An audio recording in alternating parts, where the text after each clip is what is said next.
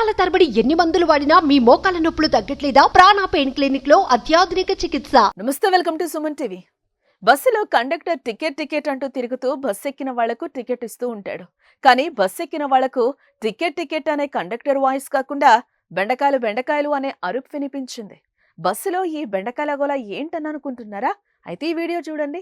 మహబూబ్ నగర్ నుండి పరిగికి వస్తున్న ఆర్టీసీ బస్సులో ఓ మహిళ మార్కెట్ కు బెండకాయలు అమ్మడానికి వెళ్తోంది.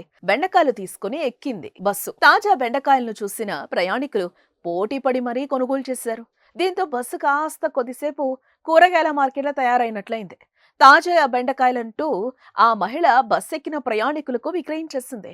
దీంతో మార్కెట్ కు వెళ్లకుండానే బెండకాయలను ఆ మహిళ అమ్మేసింది. ఇందుకు సంబంధించిన వీడియో ప్రస్తుతం సోషల్ మీడియాలో వైరల్ గా మారింది. ఈ వీడియోను చూసిన నెటిజన్స్ బాగానే స్పందిస్తున్నారు. కిలో బెండకాయలు ఎంత అని ఫన్నీగా కొందరు కామెంట్ చేయగా, రోజు మార్కెట్లో సరిగా బేరం కావడం లేదేమో, అందుకే ఇలా బస్సులో విక్రయించిందని మరికొందరు ఫన్నీగా కామెంట్ చేస్తున్నారు. అయితే దీనిపై మీరేమంటారు? మీ కామెంట్ తెలియచేయండి. సుమన్ టీవీలో మీ పర్సనల్ అండ్ బిజినెస్ ప్రమోషన్స్ కోసం కింది నెంబర్ కి కాంటాక్ట్ చేయండి.